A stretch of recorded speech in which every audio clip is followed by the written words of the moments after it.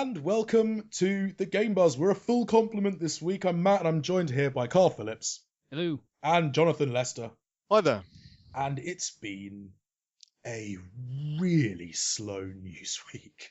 But before we dive into what little news there has been, just a little bit of housekeeping. There's been... Carl and I trotted off to Res, to the PC and Indie Games show, the other weekend, where we saw a plethora of really interesting and innovative, wonderful games, and got to chat to loads of friendly people who made them.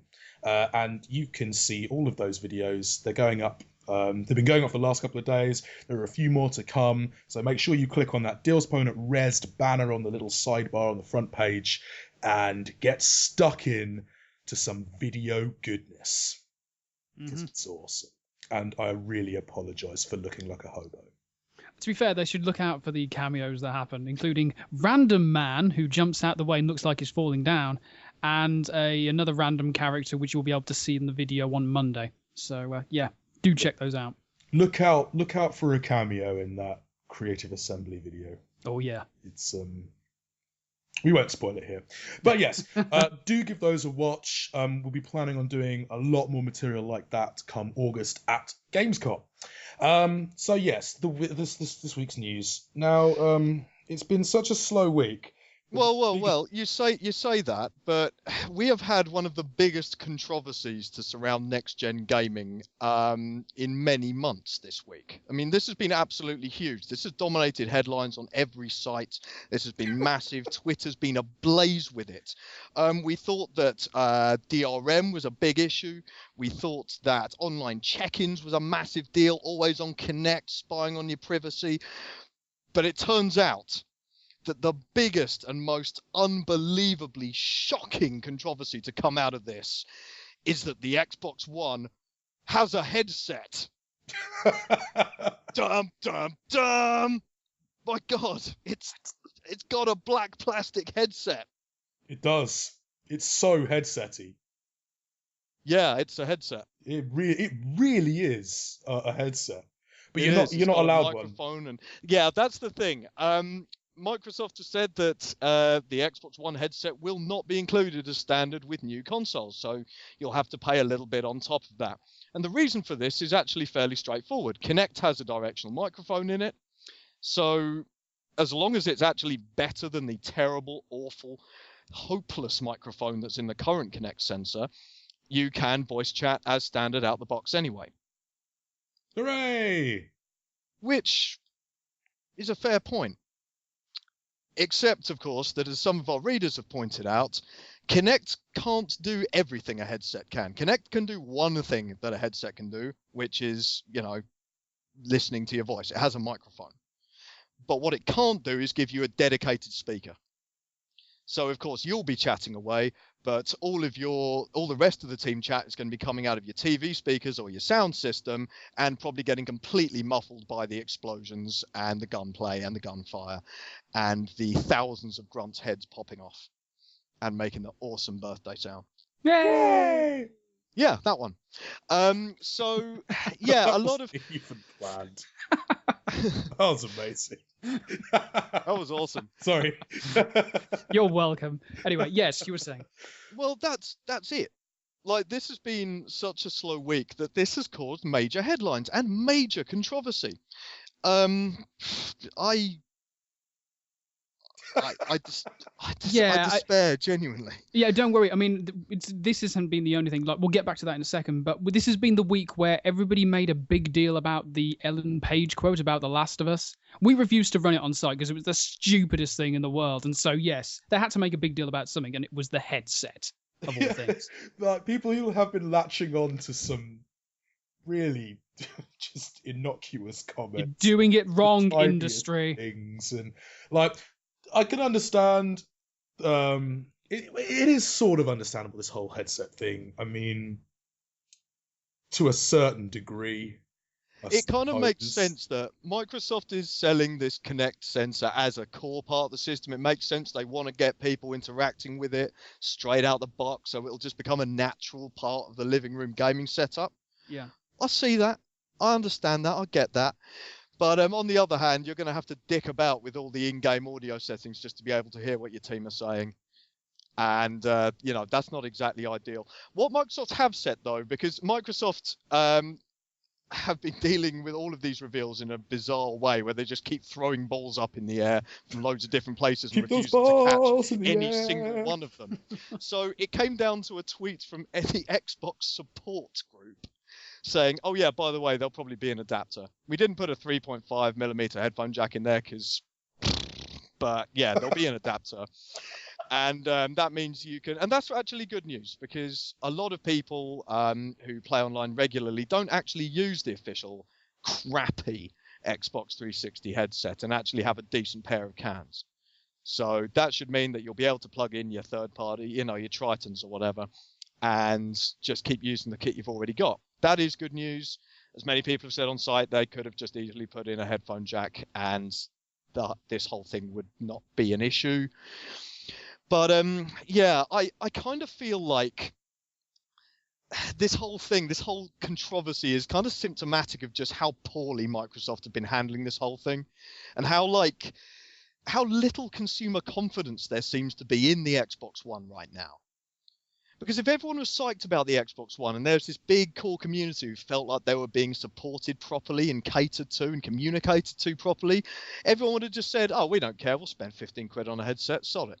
Yeah, it's an issue that we brought up last week when the whole 180 thing happened. It is all about communication, and this is yet another, like I say, another bad example of it. I mean, and the problem is right now, I mean, Microsoft could announce like Halo 5 today, a game that has 64-player multiplayer and files your tax returns while you play and saves you a bunch of money doing so automatically, and gamers would still say, don't know about that. Where's the angle, Microsoft? Not sure about this. Not feeling it. And yeah, I think the whole thing comes down to, this whole real malaise and almost suspicion surrounding the Xbox One comes from that initial reveal, where Microsoft came out and just said, yeah, so subcore audience who our business is founded on, we don't give a shit.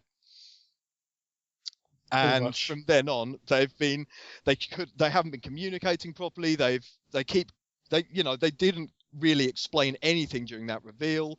They then, they had that reveal event. There are things coming out through Xbox OUYA, Major Nelson saying one thing, Phil Spencer saying another thing, Xbox supporters tweeting stuff. There's no centralized platform and everything seems to contradict everything else. And gamers are just there thinking, Microsoft are looking really weak. They're U-turning all the time. And I still don't know why I should spend 429 quid on this. So,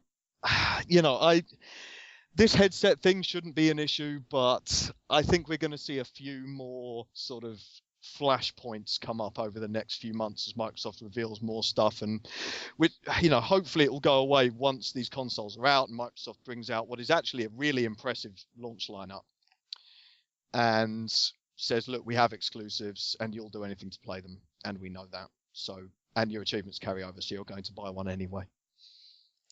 Yeah, the thing is, the point about communication is well made, because in this same week we've had this ridiculous headset gate, and throughout all of it, Microsoft have been trumpeting their changes, well, not incredibly well, from the highest treetops, yeah, but they haven't dictating really, change and then immediately U-turning on that change when people start yeah, and then going, there are loads of benefits. What are the benefits? Don't know.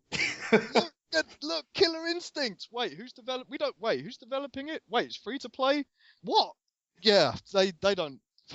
Yeah, they seem to just keep mentioning things and they're not actually explaining what they mean. Exactly. They instead of using like the big stage to express and explain all of the massive benefits, and we talked about this with the 180. I won't sort of rehash it again. Yeah, sure. Sorry, I was hiking in Scotland at the time, but I actually felt Microsoft dropping the ball on that one. There was it registered on the Richter scale. It was huge. You sensed a great disturbance in the force.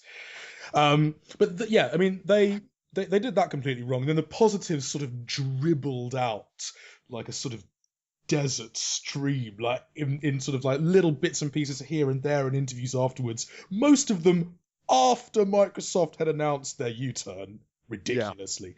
And the thing is, like, this is in this week where we've had this frankly absurd headset gate where they've just sort of dropped another ball. News has also emerged that really quietly,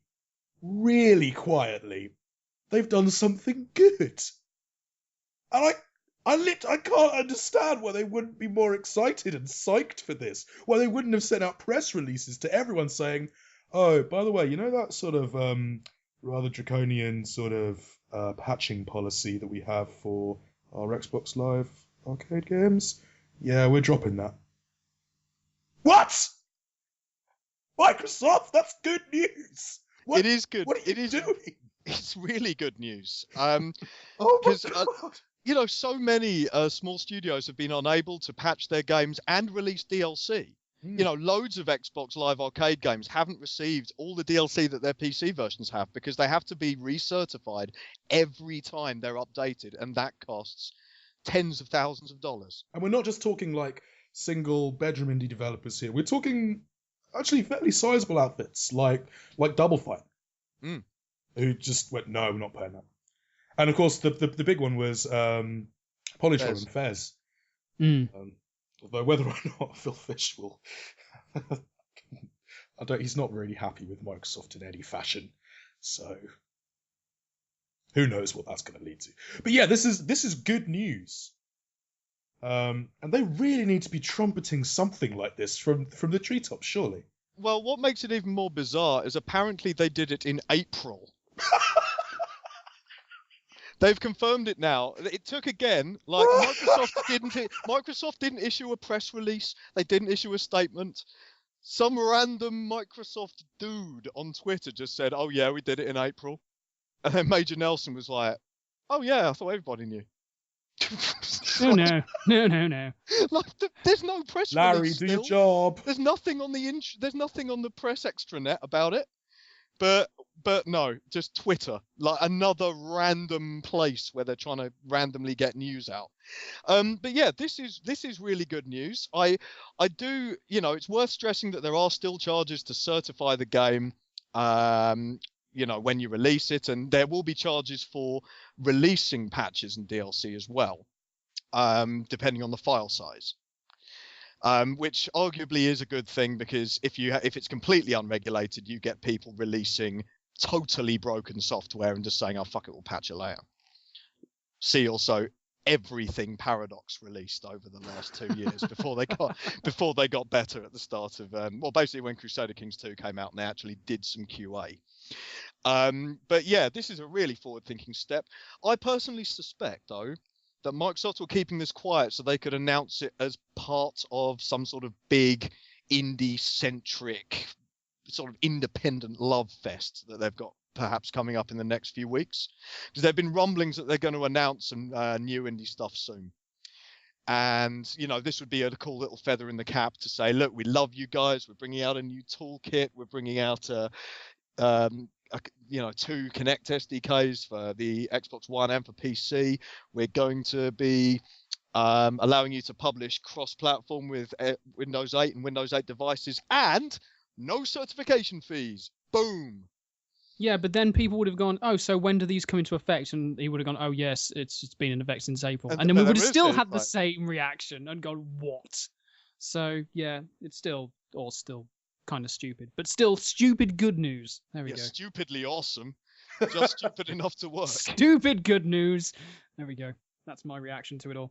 It'll be interesting if and when Microsoft do announce some new indie stuff, whether they end up relaxing their policy in terms of publication, because that's obviously still a big bugbear amongst indie devs. The fact that you can't self-publish on the Xbox platform, and the fact that you just can on Sony's and Nintendo's. Well, my little bird suggests that Microsoft might be looking to do some sort of self-publishing announcement soon, but that could well be bullshit. This is Microsoft, so they'll probably like Major Nelson will say one thing, and then Phil Spencer will say there's absolutely no self-publishing, and then Don Matchell will come out and say the cloud's fucking great. Buy an Xbox 360, yeah. So whatever they announce may not make any sense and may be recanted like half an hour after they say it. But I do think they are going to announce a new dev toolkit soon, and I think there will be opportunities to self-publish personally, especially because they've struck a new deal with Unity as well, which is a cracking engine. It is. Well, anything that makes indie development easier and better on consoles is a good thing. So fingers crossed for some more good news from Microsoft. Absolutely. And actually, they've had a little bit of extra good news this week. They're on course to overtake the Wii in terms of UK sales with the Xbox 360 over the next day or two. And they'll be gunning for the PS2 in this country, which is really impressive. Like, really impressive. So it is. I mean, don't get me wrong. I said this in the post. There's got to be... You do have to make the Red Ring of Death dig here. You do have to say, look, everybody... I've had 4. Yeah, I had 3. So if you count all those out, I don't know what the real figure looks like. But it's possible to extrapolate it. There's a few figures out there. But again, I've been to Scotland. So... This is good news for Microsoft, and there is now only 1.5 million sales between the Xbox 360 and the PS2. That's huge. Yeah, and with this current gen looking to extend, I mean, Sony have obviously been talking about their 10-year life cycle for the PS3, but given the longevity of the PS2, if games still come for these two consoles, there's no reason why they can't continue to sell for another year or 3. Yeah, absolutely. And there are games coming out. They will be supported, both for Microsoft and Sony. So kick ass. Here comes. Let's make it 9.5 mil, I guess. I have to say, one great thing about E3, this whole console race, this version of next gen, I suppose, is that because the release dates are going to be as much as we can tell, relatively close together. It really is a head-to-head race. Unlike sort of last generation when like everyone released their consoles all at different times in different years, this year we're really seeing that competition. We're really seeing Microsoft and Sony being relatively flexible and cagey to try and almost outsmart their opponent. And obviously the news came this week that, or the report came this week rather, that Sony waited until Microsoft's reveal, quickly got rid of their own camera to undercut the Xbox in terms of price. Yeah, they probably did. Which we kind of speculated on that when the price got announced initially at E3. And it's kind of great. Yeah, it is. I mean, don't get me wrong. The camera, I think, was originally supposed to be a mandatory part of that ecosystem. If you look at just look at the DualShock 4, it's got a great big fat whale mouth LED on the back. Like, that thing is a motion sensitive beacon built into every controller as standard. And that's now going to be totally pointless, except it will flash different colors when you like take damage and stuff. And that'll actually be kind of cool. Plus, it makes it look like a Cylon Raider. Yeah. Or that council ship from Mass Effect. It looks wicked. Yeah, I mean, I kind of feel just a little bit sorry for the PlayStation camera. I mean, the developers and designers who worked for it were probably thinking, wow, we're going to have all this cool new motion control because everyone's going to have one and developers will be able to develop for it in the knowledge that 100% the install base will own one. And Sony were like, actually, we're going to kill it. Because now nobody's going to buy one, and it can only be used for really niche stuff. A few first-party titles will probably throw a few throwaway gimmicks in there, a few alternate control schemes and that are totally frivolous and pointless and probably won't help much in the long run. And a part of me as well, I really thought that the controller with a haptic feedback and full 3D motion control was actually a really good idea. But on the other hand, it cost 349 quid, so fuck it. There is that, and I kind of think the this is kind of the answer that you give, or rather the argument that you present to people who argue for a one console future, because this is what competition gives you. It gives you like platform holders trying to score little points here and there off one another for the consumer's benefit. Because actually, yeah, we're the only ones who win out of this because we get more choice, and we love choice. We've been bagging on about choice for ever, and yeah, I'm totally for this move. And the thing is, I agree that it might mean that they can't explore that avenue perhaps as much as they would have liked. But I'd be kidding if I said I was particularly excited about the PS4 for that reason anyway. For sure, I've just got this vision of that little camera, like in the rain, peeking through the window, watching everyone playing Knack and all the games it was kind of designed to support. And it's just there, and then it crawls back to its little cardboard box under a mountain of VMUs and other non-essential hardware. I don't think anyone's ever expressed sympathy for a games console camera. Little guy. Although actually, I say poor little guy. That thing looks fucking sinister. If you think that Kinect looks evil, like that, the PlayStation camera, damn, that thing looks positively diabolical. The Game Boy camera was quite cute. Yeah, wasn't it? This little like round lens, little Game Boy. What are we doing? What are we doing? No. I was going to say you guys have issues. I might have watched Wall-E recently. Ah, right. Okay. That's fair enough. That's fair enough. Wall-E. Yeah. But yes, competition, consumer choice, no camera. Yeah, fine. That's fine. Choices. Fine. Yay. Let's talk briefly about Atlus. Yeah, Atlus. Atlus are awesome, aren't they? They're great. Making all those wicked localized games and totally bringing us like the Persona series and Shin Megami Tensei. They're really cool. We love Atlus. Problem is, their parent company has no money and is being investigated for serious fraud by the police. Yay! So Index Holdings have filed for bankruptcy, and we speculated whether this could leave Atlus in a bit of a bind. Now, they've now come out and said that in the short term, they're totally unaffected by this move. They'll keep publishing their games. They're fine. But, down the road, I don't know how solid their position is. Their parent company's being investigated for serious fraud and has no money. So that's not exactly an ideal position to be in. So I guess we could play a fun little game if you fancy it. Yeah, we should play Who Should Buy Atlus? Yeah! Woo! Who should buy Atlus? Well, who should buy Atlus? On the face of it, like just off the top of my head, they'd be quite an awesome fit for any of the console manufacturers, wouldn't they? Like, Microsoft want to actually make an impact in Japan. Well, Atlus might be useful because otherwise, yeah, good luck with that. Sony would seem to be a great fit. Atlus and Sony absolutely love each other. Most of the really seminal Atlus IPs came out on the PS2. So that would seem to be a good fit right there. And Nintendo, they've already got a Shin Megami Tensei Cross-Fire Emblem project in the pipeline. So, God knows they need some freaking games. Like, if they could just buy someone who can make them some games, that'd be super great. Given that the Wii was actually a really awesome console for JRPGs by the end of its life, and yes, the Wii is dead. If they bought Atlus, they could make the Wii U that console. And it would be great. And also pull a Bayonetta 2 and go, oh, hey guys, you want more Persona? You want Persona 5 and 6? Yeah, buy a Wii U. Do it. And you will. Yeah.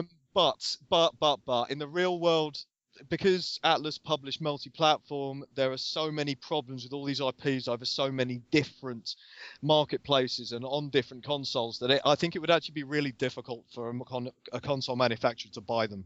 They'd have to split up all the IPs and give them to various different holders. It would be a real complete and total mess.